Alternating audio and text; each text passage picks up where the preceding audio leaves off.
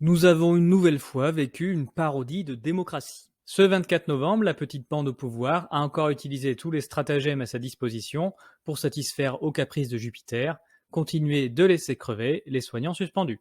La France est désormais la seule en Europe à maintenir cette loi inhumaine. Le ministre de la Santé a même dévoilé les vraies raisons du blocage, tout d'abord l'ego du chef, mais également la rancœur de quelques soldats qui ont obéi et qui préfèrent voir les dissidents bannis plutôt que d'y être confrontés. Comme pour toutes les statistiques, le gouvernement continue de maintenir le flou sur le nombre de soignants suspendus encore concernés et ne donne que les chiffres qui l'arrangent. Et enfin, nous verrons que la totalité des statistiques disponibles nous montre que cette décision ne repose sur absolument rien de scientifique. Je profite de cette vidéo pour rappeler que mon livre qui traite de tout ce que nous avons vu depuis 2 ans sur la crise Covid sort le 18 janvier aux éditions L'Artilleur. Vous pouvez dès à présent y souscrire. Vous trouverez le lien en description de cette vidéo. Je précise que j'ai donné tous mes droits d'auteur pour ce livre à l'association Où est mon cycle. Je rappelle également que sur cette chaîne il n'y a aucune publicité et je n'en tire aucun revenu. Si vous souhaitez la soutenir, n'oubliez pas de vous abonner et de partager les vidéos. Les Français sont malheureusement habitués depuis trop longtemps à vivre dans un régime plutocratique. Dans la mandature précédente, l'hyper-président Macron avait réussi à faire élire un nombre suffisamment important de députés LREM pour qu'ils soient majoritaires au Parlement. Leur seul rôle était de valider toutes les propositions du gouvernement et de refuser tout le reste. Cette mascarade a permis de masquer le totalitarisme du gouvernement en gardant l'illusion d'une démocratie en faisant voter toutes les lois du gouvernement par le Parlement. Dans cette nouvelle mandature, les règles du jeu ont changé. Les députés LREM ne sont plus assez nombreux pour faire passer toutes les volontés du maître. Heureusement, le désormais célèbre 49.3 est là pour pallier à tous les manques. L'intervention pleine d'ironie du député Pierre Dharréville permet d'en apprécier toute la saveur. Je ne voudrais pas déranger, en fait. Je ne voudrais pas déranger. Et au stade où nous en sommes, je vous ai déjà parlé à au moins 2 reprises ici, à cette tribune, de ce que nous pensions du budget de la sécurité sociale. J'ai essayé de formuler un certain nombre de propositions. Et j'ai senti qu'il y avait une sorte d'embarras. Et voilà, je ne veux pas gêner en montant ici à cette tribune aujourd'hui, vraiment. Moi, je croyais, en arrivant ici, devoir discuter le budget, devoir discuter les recettes, les dépenses, les perspectives. Et j'ai compris, en fait, que c'était pas tout à fait le cas et que je suis ici pour dire oui, monsieur le ministre, vous avez raison, madame la ministre, bravo, monsieur le ministre, pardon, madame la ministre, ou merci, monsieur le ministre. Alors, du coup, je me suis livré à un petit recensement. Et je voudrais d'abord effectivement dire pardon pour avoir osé déposer des amendements, pour essayer de défendre des idées, porter des propositions, porter aussi la colère des personnels soignants que je rencontre dans mon territoire et ailleurs. Et je sais que ça a beaucoup contrarié Madame la Première ministre. Je voudrais également dire pardon pour avoir voté et fait voter des amendements. Et c'est vrai que j'ai largement outrepassé mon mandat de député en agissant de la sorte. Pardon également pour avoir mis en danger la subtile cohérence de votre proposition, alors qu'en commission, vous nous aviez quand même fait entendre raison et bon, j'avais mal révisé pour la séance. Pardon pour avoir voulu peut-être vous voler un temps précieux à vous parler d'hôpital, de pédiatrie, de psychiatrie, de maladies professionnelles, que sais-je encore, alors que derrière, ça nous a été dit par la Première ministre, il y avait l'examen du budget de l'État qui, lui, quand même, devait prendre du temps. Parce que Madame la Première ministre a dit « Je crois au débat quand il est mené de bonne foi ». Alors merci de tout cœur pour votre bonne foi. Les partis se présentant comme de l'opposition déposent quand même régulièrement des motions de censure, mais sans s'arrangeant pour que jamais aucune ne puisse passer. Il faut les comprendre, la soupe est quand même bonne. Le 24 novembre, à l'occasion du projet de loi concernant la réintégration des soignants, le gouvernement a encore innové. Le député Manuel Bompard nous détaille dans un thread Twitter comment le gouvernement s'est sorti de l'impasse. Lorsque les membres du gouvernement se sont rendus compte que la proposition de loi allait passer, ils ont fait déposer 200 sous-amendements aux députés LREM de façon à empêcher le vote de se tenir. Certaines pépites sont diffusées par la députée Martine Etienne. Par exemple, un amendement doit être débattu pour écrire « personne » au lieu de « personnel ». Malheureusement pour les députés LREM, le député LR ayant déposé l'amendement d'origine, sur lequel se sont appuyés les 200 sous-amendements, était absent à la reprise des débats, faisant s'écrouler la stratégie mesquine.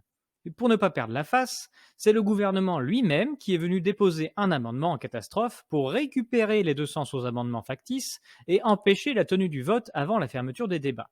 Dans la mandature précédente, nous avions un gouvernement qui œuvrait contre le peuple en utilisant un parlement fantoche. Aujourd'hui, nous avons un gouvernement qui œuvre toujours contre le peuple, mais qui cette fois lutte contre le parlement. Vous avez dit démocratie?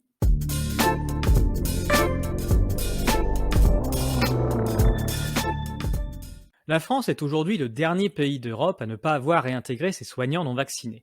Il est intéressant que les politiques et médias parviennent à faire croire qu'il existe un consensus scientifique mondial sur la vaccination, mais que sur cette règle, nous puissions être dans le seul pays qui a raison. Chacun sa vérité scientifique finalement. Le ministre François Braun a tweeté sa propre intervention au Parlement, visiblement très fier de lui. Il nous explique pourquoi les soignants non vaccinés ne doivent pas être réintégrés, et on le retrouve retranscrite sur le site du Parlement. Quel signal voulons-nous donner à ces personnes qui étaient là en première ligne, qui se sont vaccinées, qui ont eu peur tous les soirs, peur de choper cette cochonnerie, peur de la transmettre à leurs enfants, à leurs femmes? Alors ce texte, oui, ce texte ne parle pas que des soignants à réintégrer, voire même des services de secours. Ce texte parle bien de l'éthique. Alors, J'entends des arguments. On me dit que ce texte le réglera peut-être, ou au moins, ce que j'ai entendu, améliorera la situation des hôpitaux. Mais de qui se moque-t-on? De qui se moque-t-on? 1000 infirmières sur plus de 600 000. Vous croyez vraiment que ça va résoudre le problème des hôpitaux? Dans cette séquence, le ministre révèle la raison réelle de l'exclusion des soignants non vaccinés. Ils n'ont pas obéi aux ordres du chef. Le chef ne veut donc pas les réintégrer pour ne pas perdre la face vis-à-vis de ceux qui ont obéi. Il n'est en aucun cas question de science, mais d'ego et de rancœur. D'ego du chef qui refuse d'être contredit par ses troupes, ça ferait désordre, et de rancœur des troupes qui ont obéi, ont subi des effets indésirables et refusent que leurs collègues puissent revenir sans subir la même chose qu'eux. Au demeurant, le pouvoir n'en a rien à fiche que de nombreux soignants aient décidé de vacciner l'évier. L'important est juste de montrer qu'on a obéi, qu'on s'est bien enregistré dans la base, bref, qu'on a bien sa carte du parti en ayant payé sa cotisation à Pfizer, le reste n'a aucune espèce d'importance. On retrouve les mêmes bassesses sur Twitter dans certains propos de vaccinés mécontents et même de personnes se prétendant soignants. On peut lire « Si les antivax Covid sont réintégrés, cela porte ouverte à toutes les dérives et la mise en danger des patients. » Sans compter l'ambiance entre personnel non-vax et celui qui a fait tous les efforts, qui n'a jamais abandonné ses patients et auquel nous devons reconnaissance. Ou encore, voilà l'exemple même de pourquoi je ne veux pas être encarté. Je suis plus de gauche que de droite, mais je suis surtout soignant. Et en tant que soignant, je suis contre la réintégration des suspendus qui ont perdu le titre de soignant dès qu'ils ont abandonné leurs patients, leurs collègues. Mais comme souvent, la palme du bon goût revient à Raphaël Enthoven. Un soignant anti-vax, qu'il y confierait sa vie. Et pourquoi pas un boucher vegan, une féministe voilée, un platiste astronome, un cercle carré. Et un type prêt à écraser les autres pour plaire au pouvoir et faire de l'audience, qui lui accorderait la moindre compétence en philosophie. Il convient de rappeler que les personnels soignants sont soumis à d'autres obligations vaccinales. Ils les ont nécessairement déjà effectuées pour exercer. Le refus de la vaccination anti-Covid est donc spécifique à ce vaccin pour cette population et ne pas le voir être au mieux une grosse bêtise. Il convient maintenant de rappeler deux aspects sur cette suspension de personnel soignant. Le premier concerne le cadre exceptionnel déployé en termes de droit et le second concerne la science sur laquelle est censée s'appuyer cette décision. La loi du 5 août 2021 ne concerne pas que les personnels soignants, mais tous les agents qui exercent dans un établissement de santé, les pompiers ou encore les ambulanciers. Tous ces agents ne sont pas licenciés, ce qui leur aurait ouvert le droit à des indemnités de licenciement et de chômage, mais conservés sur leur poste sans avoir le droit de travailler et donc sans salaire.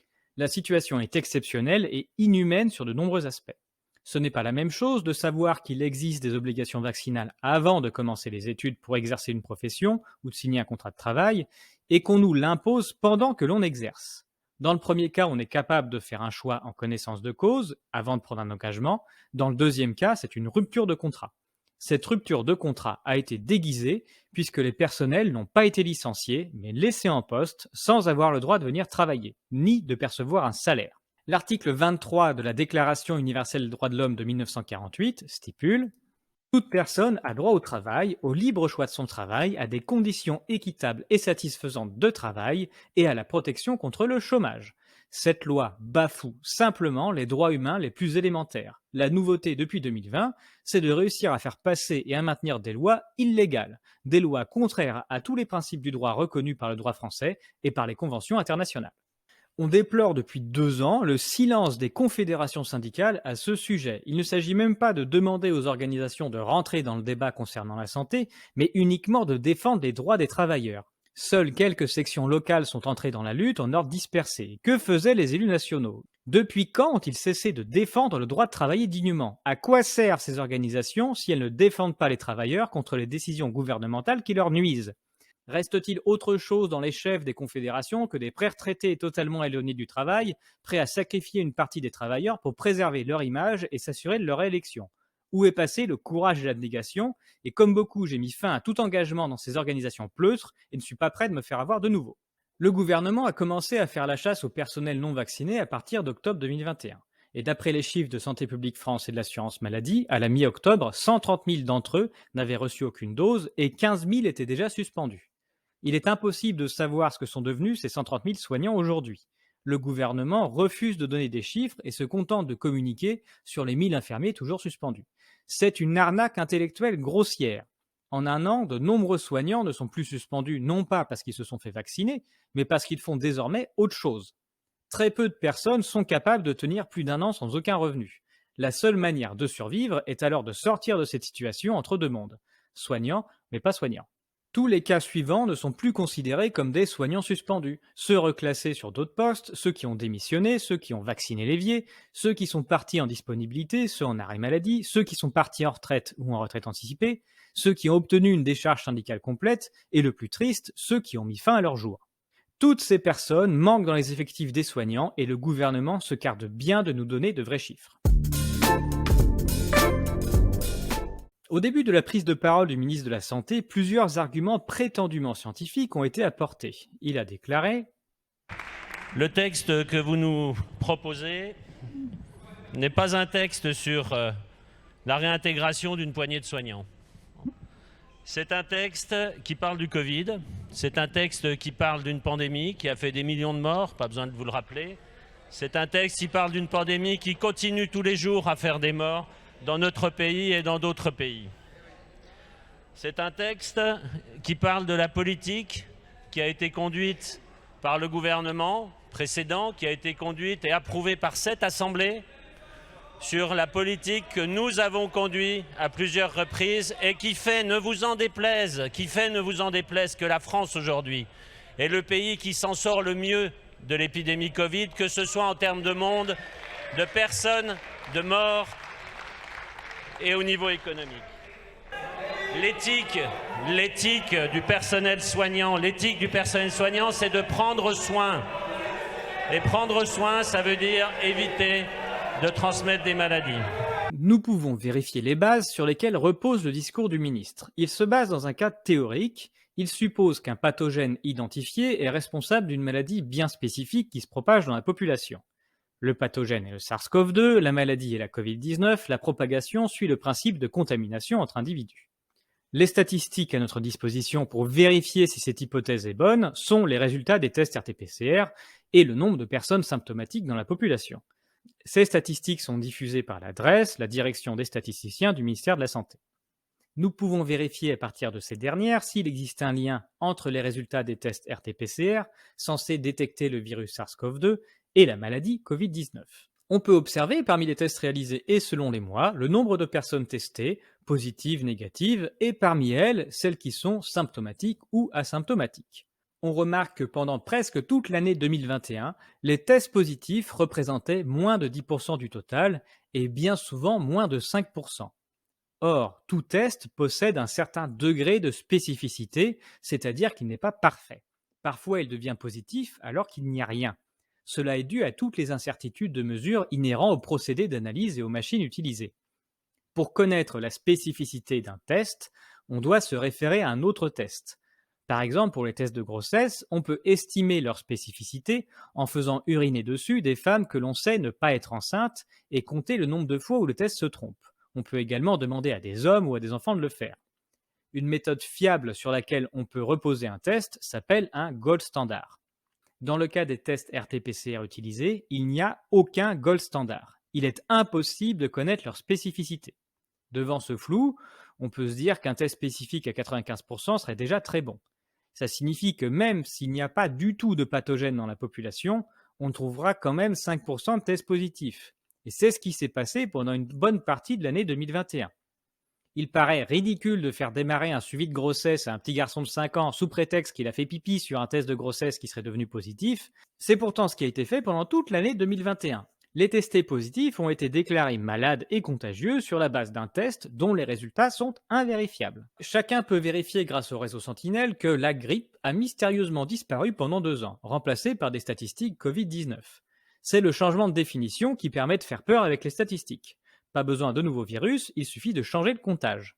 Et la grippe réapparaît en 2022, une fois qu'on a lancé la vaccination anti-Covid. Maintenant que les gens sont vaccinés, on ne les met plus d'emblée dans la case Covid-19, mais on les remet dans la case grippe. On en déduit que la vaccination fonctionne. On observe également que pendant toute l'année 2021, les positifs avec symptômes étaient moins nombreux que les positifs sans symptômes. Ça signifie qu'un test positif ne montre pas du tout qu'on va être malade. De la même manière, les positifs avec symptômes étaient moins nombreux que les négatifs avec symptômes. Ça signifie que ce qui est appelé Covid-19 est un gloubi-boulga de symptômes non spécifiques à aucun pathogène découvert par les tests. Donc d'un côté, le test ne permet en aucun cas de déterminer quelque chose qui rend très malade les humains, et de l'autre côté, la maladie qu'on appelle Covid-19 ne correspond à aucun pathogène spécifiquement détecté par aucun test. Et pour finir, le nombre de tests positifs a explosé en 2021, non pas parce que le virus est plus virulent ou plus contagieux, mais uniquement parce que le protocole a changé. Les tests ont été modifiés en ajoutant de nouvelles amorces pour prétendument détecter le variant Omicron, et les tests antigéniques positifs n'avaient plus besoin d'être confirmés par un test RT-PCR. Nous sommes passés d'un gloubi-boulga presque tout le temps négatif à un autre gloubi-boulga beaucoup plus souvent positif, mais aussi bien chez les symptomatiques que chez les asymptomatiques. Ces résultats de tests ne montrent aucun rapport avec aucune maladie, et derrière les statistiques Covid-19 se trouve donc tout un ensemble de malades et de non-malades sans cohérence. Le but est évidemment de faire du chiffre. Le fait que les tests ne soient spécifiques à rien pose problème puisque l'efficacité des vaccins est basée sur des tests. À quoi sert un vaccin qui ne permet pas d'être moins malade, mais uniquement d'avoir un test négatif ? Si on reprend l'exemple du test de grossesse, c'est comme si on vendait un contraceptif qui permet de toujours avoir un test de grossesse négatif, mais qui n'empêche pas d'être enceinte. Au demeurant, la principale protection vis-à-vis du test est de permettre de ne pas avoir à se tester. Depuis la mise en place du pass sanitaire puis vaccinal, les seuls Français à être obligés de se tester étaient non vaccinés.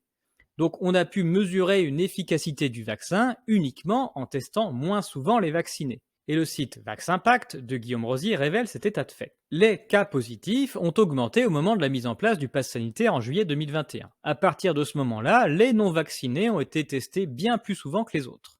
La courbe orange est au-dessus des autres. Ça ne veut pas dire du tout que le vaccin protège de la maladie, mais le vaccin protège du fait de se faire tester.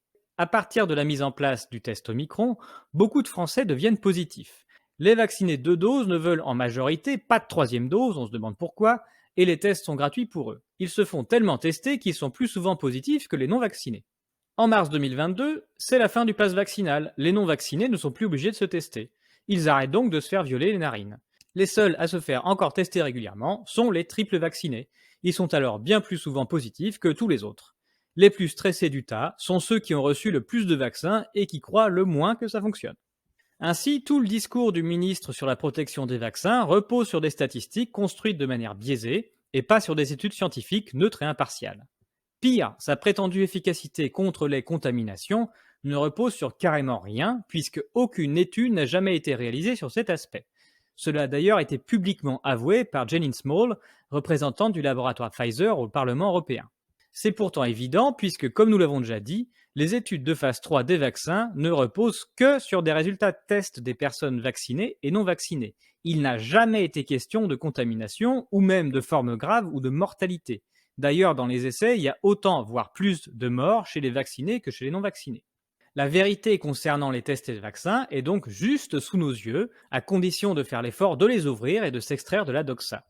Non, mais vous me l'avez demandé, je suis correct, je réponds. Alors, j'ai fait le Covid le 7 juin de l'année dernière. Vu les facteurs de risque que j'ai, je dois attendre 6 mois pour la prochaine vaccination, donc je ne manquerai pas de me faire vacciner à partir du 7 décembre. Donc même le ministre de la Santé avoue avoir échappé à sa dose de rappel grâce au test. La vaccination, c'est sûr et efficace. Enfin, c'est efficace, mais pas pendant les 15 premiers jours et plus trop au bout de 3 mois. Et entre les deux, on n'est pas obligé de se tester pour pas savoir quand on est positif. Et si on tombe malade, c'est que c'est la grippe ou la bronchiolite, mais certainement pas la Covid-19. Et la vaccination, c'est sûr, mais si on peut éviter de faire un rappel en faisant un test positif, faut pas se priver, il faut pas abuser des bonnes choses. En conclusion, il n'y a absolument aucune statistique honnête qui permette encore de justifier la suspension des soignants non vaccinés. C'est l'arsenal politique, qui utilise les médias et les tests, qui permet depuis le début de raconter n'importe quoi. Aujourd'hui, nous avons un gouvernement bouffi d'ego qui refuse de reconnaître qu'il s'est complètement planté depuis le début. Il est plus que temps aujourd'hui de réintégrer les personnels suspendus, histoire de commencer à retrouver un semblant de dignité. Et cette réintégration doit évidemment aller de pair avec l'abrogation de l'obligation vaccinale. Il faudrait de surcroît que des mesures de dialogue et de médiation accompagnent le retour des non-vaccinés. La fracture créée par les mesures scélérates du gouvernement et la dissonance cognitive dans laquelle se trouvent les soignants qui ont accepté de se faire injecter est immense. Et c'est bien le problème soulevé par le ministre, sauf que la solution est comme d'habitude l'inverse de celle proposée par le gouvernement.